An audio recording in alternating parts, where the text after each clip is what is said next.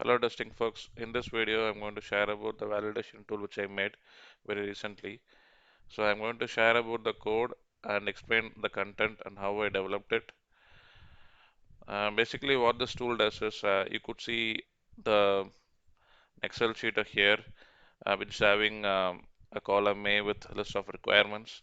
So this is an input which I get from a system engineer, and I would use a testing tool and generate a test report.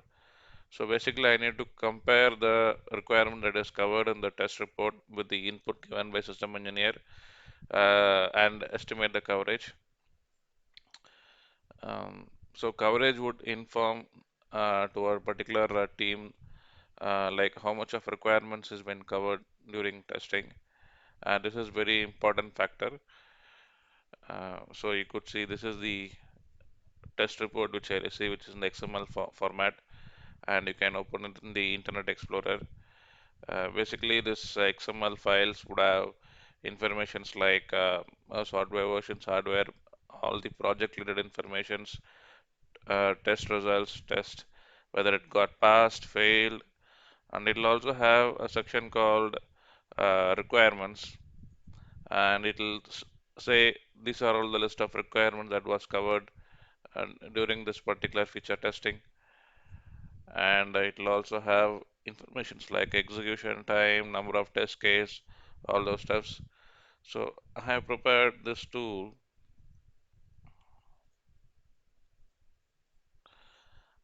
which is having two different tabs. One is to collect all the metrics, and second is to again gather some more additional parameters from the XML files. Uh, so this tool, how it actually works is, so you could see,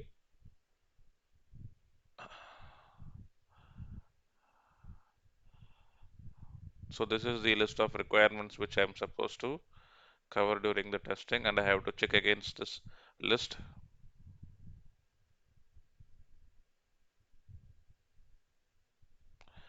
And this is the XML file which I have, which I need to compare. And I'm now opening the validation tool. I have converted the file into a executable file.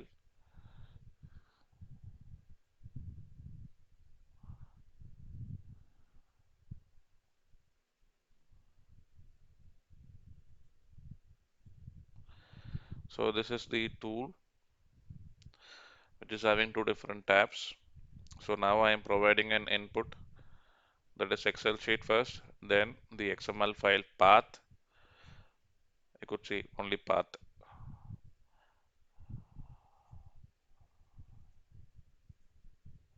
So it has given me the list of details.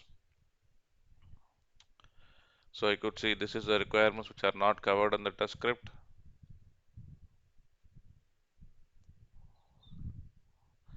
And you could see total number of requirements that are not covered in the tool, covered in the ProTech. ProTech is a tool which I use. It is a testing tool. It also next talks about invalid requirements present in the report. Invalid requirements are those requirements which are removed from the SRD during the change request, but it has not been removed from the test script.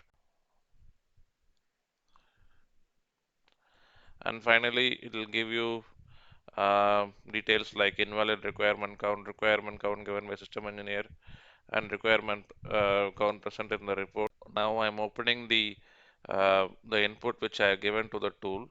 So the tool, what it does is it also provides the output in the tool scrolled text window. Also, it updates the same Excel sheet.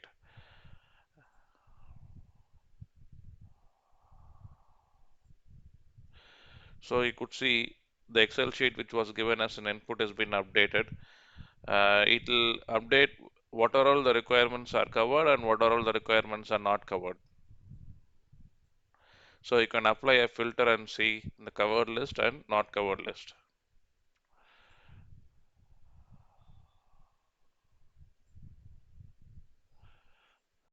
Next is the tool test parameters.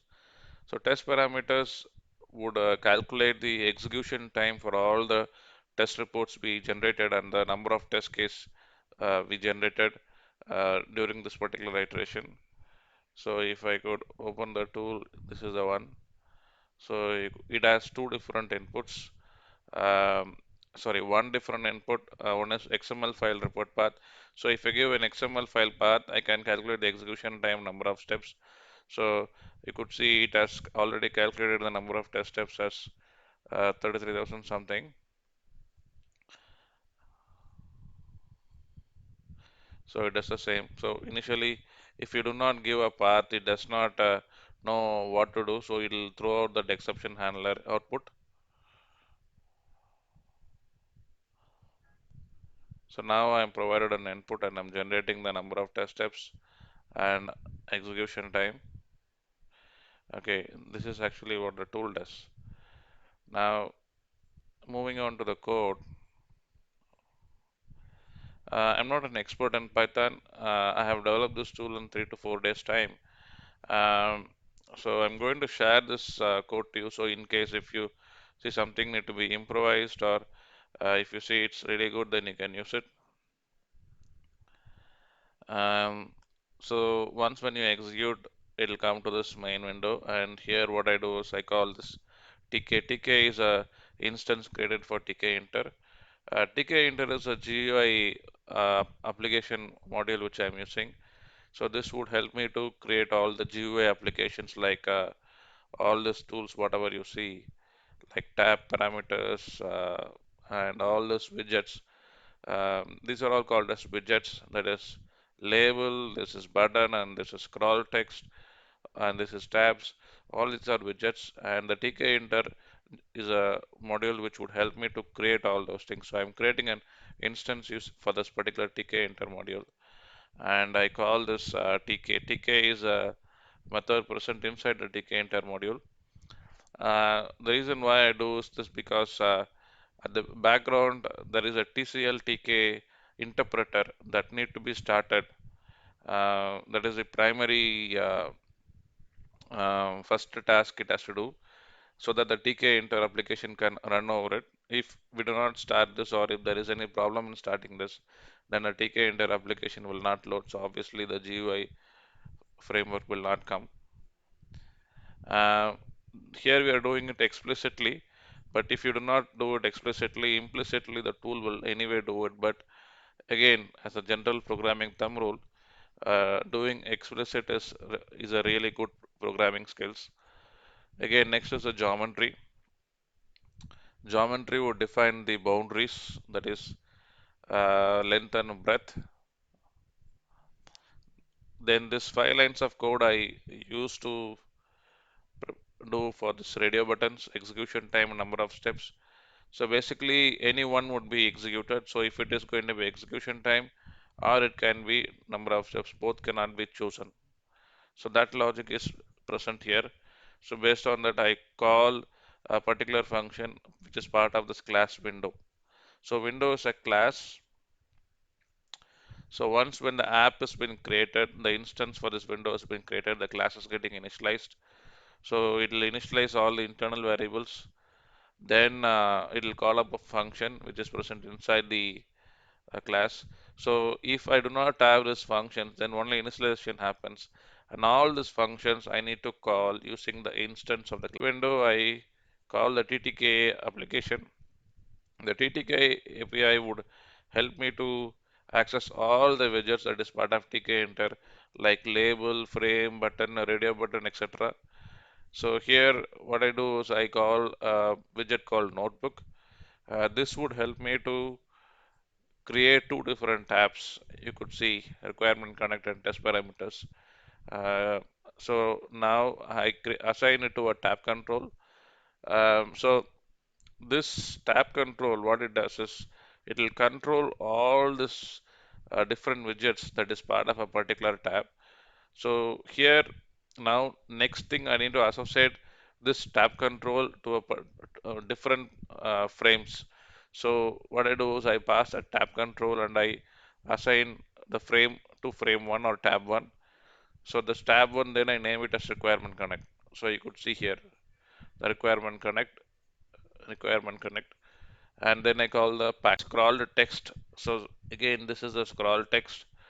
So this scroll text a function I call and I initialize it. So if I do not have scroll text, then this would not be possible. I again do the same thing for tab control module 2. I initialize all and assign to a tab control 2. So what happens for this label and button, all the widgets which I am using within this tab, you could see I am passing the window as tab control. So if I am not having this tab control, then it will not come inside this particular tab. So suppose if I'm going to have it as a window, that is, or a root. So the root which we created at the bottom here, you could see here, this is window root, which is also having pointing to the same method. If I'm going to pass it as a root or a outside the tab, so what would happen is like this informations will not come inside tab. So there will be a one more window. The tab window would get shrunken, and outside the tab window, the widgets would come. So it is essential that you say where exactly you want to have. Is it part of which particular frame? All this information need to be clearly told to this widget. Okay, next is choice parameters, which I call at the bottom. Basically, decide to call either execution time or number of taps based on a choice made by the user. So there are two different browse buttons which are invoked from here. The browse button calls this function browse 1, browse 2, which is triggered using a button. So you could see at the end of button 2, I call this read XML files. So here this is the read XML files, and I call it at the end. Sorry, here it is. These are two different buttons, button 1, button 2. At the end of button 2, I call this read XML files. So the read XML files, what it does is it collects all the XML file information into a list, and you could see that I have handled it within an exception, because if I'm going to work on this list, which is an empty list, so here it checks whether the list is empty or not empty. So when it comes here, and it immediately throws up an error message or a warning, which is not an error, it's a warning actually.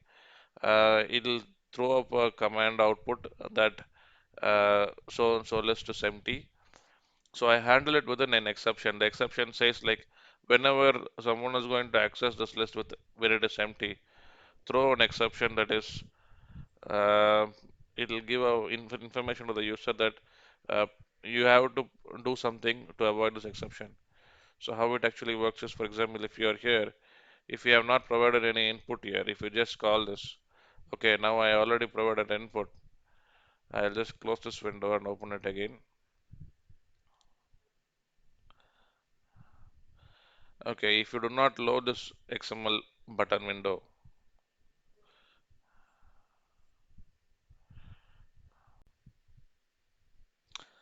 okay, it has come. So if you do not, uh,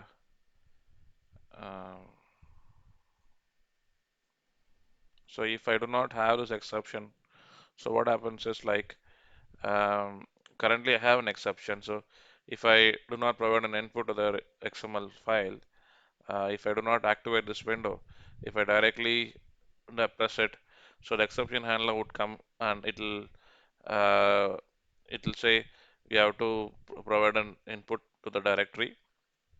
So that's how the exception handler works. So next is again same thing what I do here.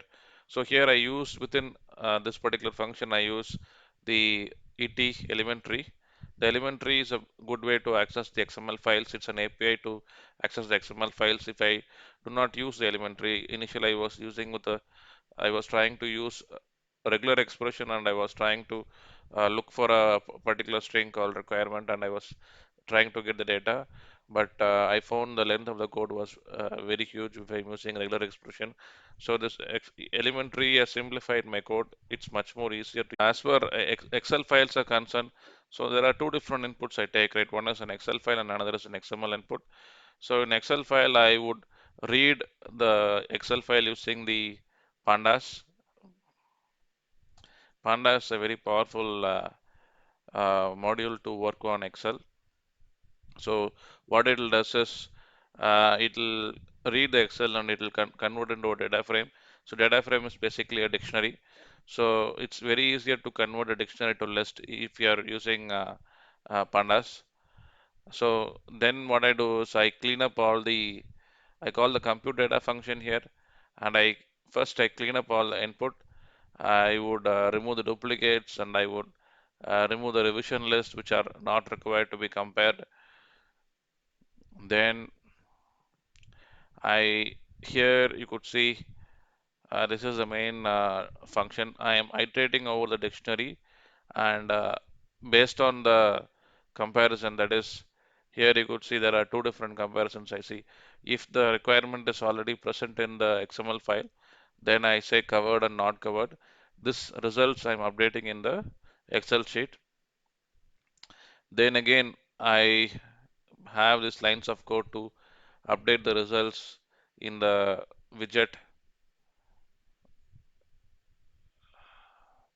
the output widget here. So I basically use the scroll text insert function to insert all the outputs. And here you could see the simpler way to access uh, list. So here comparison happens. So compare list 1 with list 2 and only give the differences. So it's one liner. It's very simple to do this. If I'm not going to use Python, if I'm going to be using basic C++ or C programming language, then it will be maybe a Perl scripting language. It will be much more